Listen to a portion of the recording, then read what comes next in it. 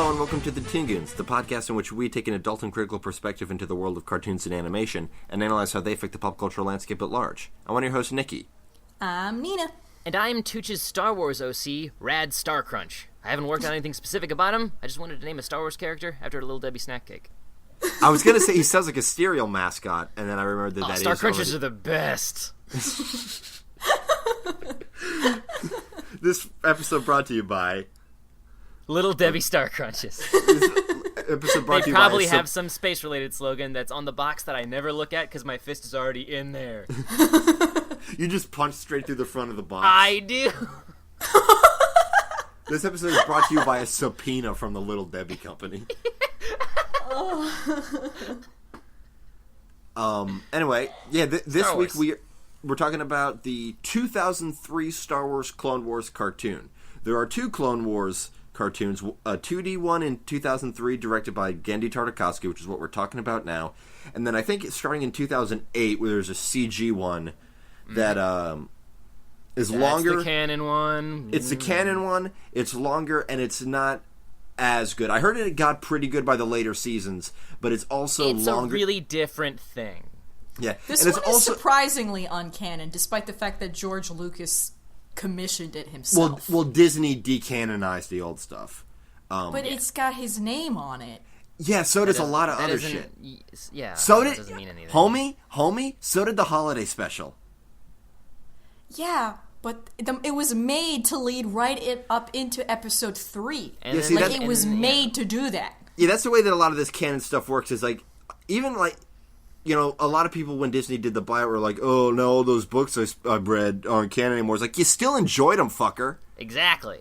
And like, there's nothing about this which like is contrary to I don't movie think canon. I don't think they contradict each other in specific cases, but I don't know though. I'm sure there's some cases where, well, we know the Stardate roughly going on here, and there's no way that they could have been here and then here in this season at the same time, and blah blah blah. And I don't know, who cares? Warp drive.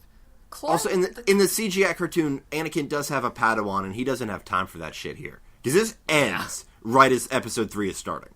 Yeah, That's very true. That was probably their main thing. Yeah. Okay. Yeah, we're not talking about the '08 cartoon. Maybe we will in another day, but the advantage of this cartoon is that it has a combined total runtime of 2 hours. And, you know, so that was very appealing to us. We got shit to do, man. I do, anyway. Nina does. I have so much to do all the time, and I just want to sit on my bed and eat cookies. Yeah, I just want to sit on my bed and play Pokemon Pinball Ruby and Sapphire, which I bought when I went up to visit Tooch, and I've played too much of, and I've played one. I've owned this game for about 4 days now. I've played one game in which I got 1.9 billion points, and another game in which I got 3 billion. So Nikki's insane. Let's do the news. I am it's the game I am best at. Okay. Alright, so let's start with our favorite subject ever, the Academy. Yay!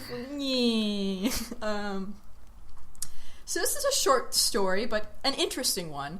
And that is that beloved director and favorite of ours, Isao Takahata, the other less sung half of Studio Ghibli, was invited to become a member of the Academy and rejected the invitation. What was the reasoning he gave? Did he just say he's busy? He said, quote, he's being too busy at work. He's too busy at work to do it. Which is probably true.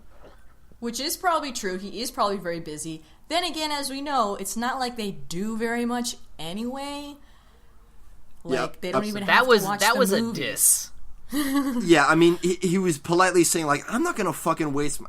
You guys fundamentally do not respect my craft, and I'm not going to be the guy who goes in there and tries to shake things up. I'm nearly 100 goddamn years old, so just fuck off.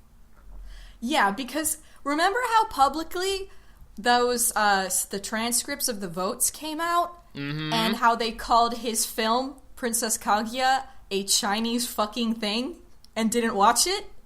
Yeah. That's reprehensible. Oh, yeah, I forgot. I remember that, because that was the year Frozen... They would even bother to write it down. Like, yeah, dude, that was the year Frozen came out, because, like, almost everybody who voted for Frozen, they either abstained or they just said, well, fuck it, Frozen's Disney, fucking my awful grandchildren like it, and I'm not going to watch this Chinese shit. This one guy literally called it a Chinese fucking thing, and I'm That's not going to watch it. The most conservative grandpa thing I've ever fucking heard in, like, the modern day. Yeah, he said 2 fucking Chinese things nobody had seen, one of which was The Tale of Princess Kaguya, the other was Song of the Sea, which is an Irish movie. Both of which were lovely films. Like, what the... Anyway, so yeah, then they turn around like, oh, Isa Takahata, do you want to be part of the... We've been trying to get Miyazaki to join for years, and he just won't. He keeps mailing us swords. With a little note that says, you know where this goes. For those of you who don't know, that's a reference to when Disney got the rights to distribute Ghibli films in the United States, and they wanted to edit some stuff, and not Miyazaki, but the studio director, whose name I can never remember, but he's sort of the third main dude at Ghibli, sent a katana with a message to Disney saying, no cuts. I didn't know the specifics. I just thought Tooch was making him sound like a crazy man. No, it was after Nausicaa got a quote unquote dub called Warriors of the Wind. Yeah. And the poster looks like a fucking Myths and Monsters Conan affair. Yeah. So, yeah. Yeah, I mean, you could make the argument that, like, maybe somebody should go in there and try to, like, introduce it, but, like, try to, like, make the Academy appreciate animation more, but one fucking guy's not going to do that. Nope. And he's too busy to start a crusade about something that fundamentally doesn't matter. Yeah, not to him. Why does he give a crap about an American organization that decides what movies are good? He doesn't even live here. Is there even, like, a community? I just assumed they just got mailed DVDs every year. Yeah, essentially. I think that's how it is. I think there's supposed to be a community. They're not like the local water buffaloes or whatever. They don't meet and they don't have a secret password. Here's the thing. Door, I'm positive none of those. The Stonecutters. I'm positive that, they're like, oh yeah, it's definitely a community of film critics. Like there's no community. I know for a fact none of these fuckers have email. They can't figure it out. Yep. And it's pretty sleazy because the Academy is on blast again, not just from us, but from most people because of its, again, incredibly white nominees. Like, again, people are getting kind of sick of it, and so it seems kind of like they're making a campaign to recruit more non-white people into the Academy, sort of to make up for it. And then they had that recent controversy with the voting rules changed, and all it really kind of did was alienate its minority more, and like it didn't help anything. And it's embarrassing. It's just really embarrassing. They're not good to foreign directors. They're not good to people of color. They're not good to women directors. They're not good to animation in any form. It's just like, why do we still follow the Academy and take what they say as it? Like, because it's just an excuse to gamble at work, really. Yeah. It's like, come on, we can do so much better. There's wonderful pictures being made every year. Like, whatever. So that's fun. Fun time. Here's an interesting one coming out of Cartoon Network, and that is that they're launching a brand new series, an animated series called Justice League Action. Yeah. It's going to be the first DC-based series to hit the network since Teen Titans Go. It's sort of like a revamp. It appears to be sort of to Justice League what Teen Titans Go was to Teen Titans, and that it's sort of a more fun, silly take on the characters. It doesn't look as silly.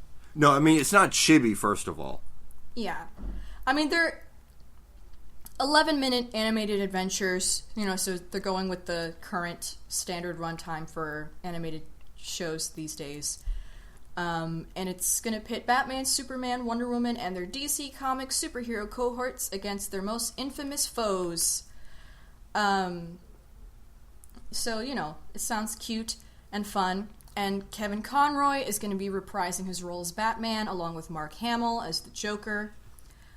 James Woods will be playing Lex Luthor. Diedrich Badger as Booster Gold. Diedrich Bader. Diedrich Bader. Yeah, he played Batman in Brave and the Bold, was it? Yep. We've got, some people who worked on Justice League, Batman the Animated Series, Green Lantern Animated Series, and Teen Titans Go all in the mix to work on this series. It looks fun. I miss the DC shorts on Cartoon Network. They were so fun. That was like the best idea, and then they just went, oh, wait, fuck, never mind. Like, for no reason. Maybe it just wasn't making money? I don't know. Cartoon Network just said that shit about a ton of stuff in that era. Yep. I don't know. I refuse to believe it as an excuse anymore. Yeah. They had... Those Animal Man shorts were great because A, they were hilarious, and B, they were Weird Al. Yeah. Fucking... and then, of course, Super Best Friends. Yeah. The Super Best Friends. God. Lauren Faust tried to pitch it as a full series. And they fucked up. Yeah. Why is everyone not understanding this? Don't say no to Lauren Faust. It's gonna be a bad business move. She's gonna go someplace else and give them all the money. But then she hasn't been doing anything because she keeps getting on board for a project and then it keeps getting dropped. But when she does, it's gold. When she works on all of Craig's stuff, and then she did My Little Pony. It's like that alone should have been proof. That alone should have been proof that like this lady can head a show. And also sell it to anyone. Even if they don't know the craft, she's clearly got something. She can sell it to anybody.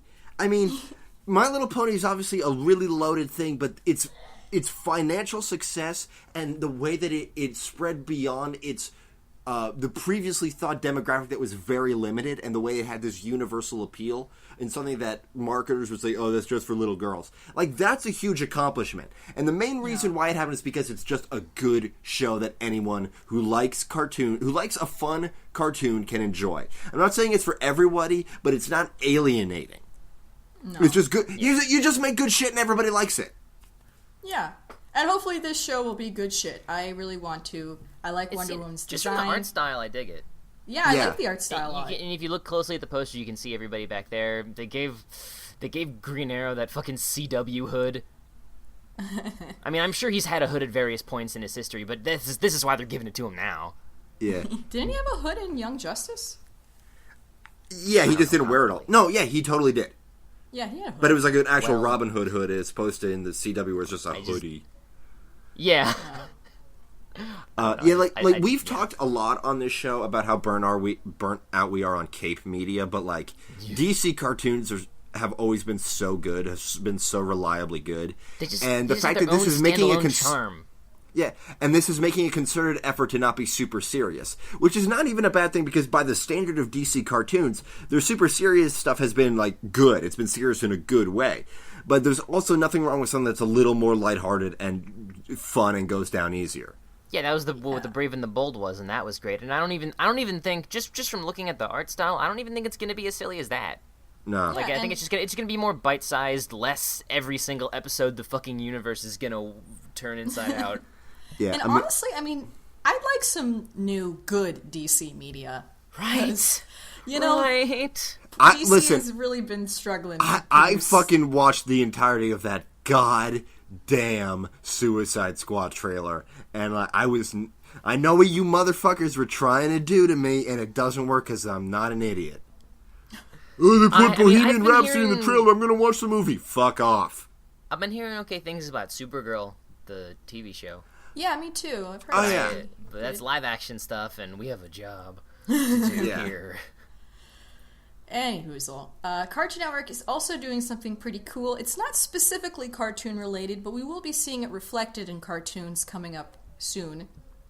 And that is that Cartoon has committed $30 million to the Presidential STEM Initiative. STEM, if you don't know, is science, technology, engineering, and math. All the stuff that makes other stuff. Yeah, and they're the only kid-focused private sector for the program, and it's they're dedicated to engaging young people in these various fields, which we know in the United States is kind of weak compared to the rest of the world. And it's also all just being cool outsourced. stuff. Yeah, and it's just cool stuff to get kids into. Like, it's fun and interesting. I think in a way it's like it's as important to really instill a love for as, you know, the arts.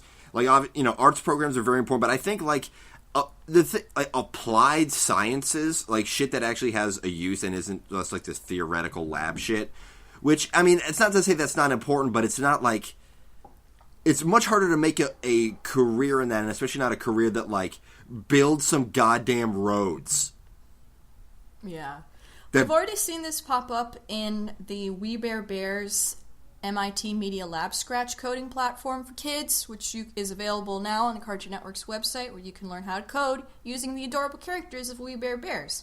Oh, and a brief diversion, speaking of We Bare Bears, I saw a preview of the new Powerpuff Girls that like use We Bare Bears footage. So that's coming soon. Speaking of which, Cartoon Network is now going to be creating, as part of this initiative, will integrate diverse new characters who do code and programming and participate in STEM, including in the new reimagined Powerpuff Girls animated series. So I imagine Blossom is going to be all over that.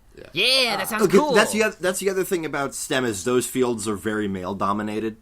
Or extremely male-dominated. So, you know, all diversification is good. So, yeah, go for it. Yeah, they're going to be creating new role models, new characters for kids ages 6 to 11, which is a really important age to get kids interested and passionate about this kind of stuff. Yeah. And that means we'll get to see some interesting characters making math look cool, which sounds really hard. The other three are a lot easier sells.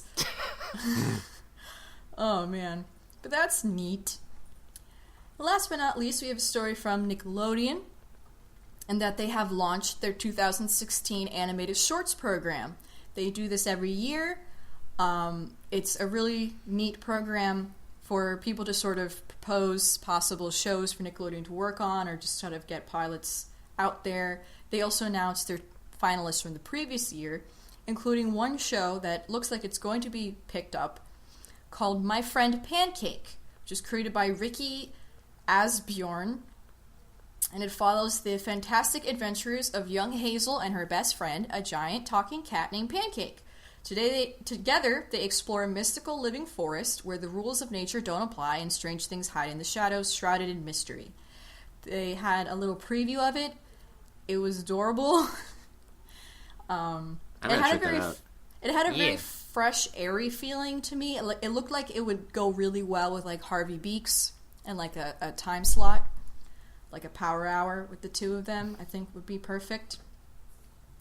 But yeah, they're just trying to get more stuff in the mix, and there's really no stipulation. You can do Nick Jr. stuff, you can do older 6 to 11, 2D stop motion, CGI mixed, whatever. And that's open now for anybody who's interested. I mean, don't do stop motion, they're not going to pay that kind of money. Yeah, but and it gets a chance to get you sort of featured. And they have a lot of their short tunes featured on their website, and there's some good stuff on there, as we have talked about them. Yeah, I want to name drop some stuff. Like, I haven't checked back in a while, but there's some really, really good stuff on there. Monica Ray, storyboard artist for Harvey Beaks, did a thing called Magical Children Doing Things that was spectacular. Caitlin Rose Boyle and Tara Helfer, I believe her name was, did a short called Buck and Lou and the Night Crew about these like two little cartoon rats and their weird escapades, and I adored it. Yeah, it was really cute. Yeah. There was a very sweet thing called Summertime Memories. Have you seen that one, Nina? I haven't. I'm looking at it right now. It looks really cute. Positive it'll resonate with you really deeply. It's kind of a Clarence vibe, but seems a bit more focused in Clarence. Because, like, not to, diss Clarence, because we were talking about it last week, but, like, Clarence is doing a lot of things. This seems to be about, like, glorifying like, this childhood friendships. I guess this is pretty similar to Clarence, but it's got its own identity and everything. We were talking about, also speaking of Clarence, Katie Crown, who voices Clarence's mom, teacher, and nurse. She did a short on there called Francine, which is a little rough around the edges in terms of pacing, but it's very, very funny. Yeah. There's a lot. There was an older one called Badly Drawn Animals, about like this guy who works at his zoo and is best friends with what is ostensibly a Komodo dragon.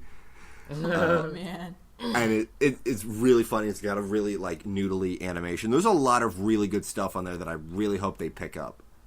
Yeah, there's a lot of really great things, and we have a list of some of the stuff that happened from last year that look fun.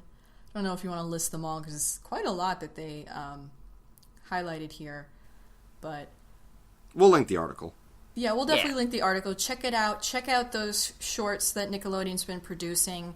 They're really good. Like everybody's wondering where are the good cartoons, and they're bubbling. They're bubbling underneath in the magma, getting ready to come out and blow us all away. So. Yeah, like I follow a lot of the aftermath of the creators, and they're like, well, I'm kind of waiting for Nickelodeon to let me know if we're going to do anything else with that. But like, it's,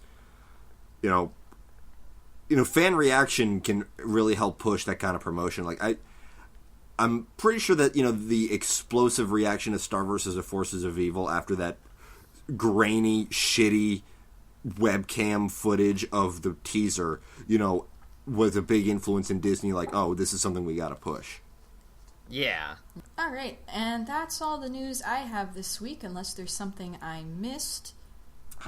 Pretty sure nobody died. Yeah, that's good.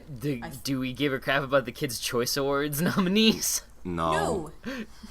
I mean, have fun, kids. If that's what you like. I had fun with those when I was fun. Kids, have fun with your choices. Exactly. I had fun with them when I was a kid. Have a blast. Yeah. Alrighty. We didn't have the internet. We had to call. Oh, yeah! No, we did have the internet, but it was like the very early days of the Nickelodeon website. I was on hold for like a fucking hour. Oh my god! Or maybe like 20 minutes. I was a very young child and just didn't want to be on that phone. Oh my gosh. Okay, so also, kids, Star don't Wars. listen to our show. We cuss swears. We cuss all the swears. So many. We'll teach you some. Well, we cuss all the swears that aren't slurs. So we're cool about it.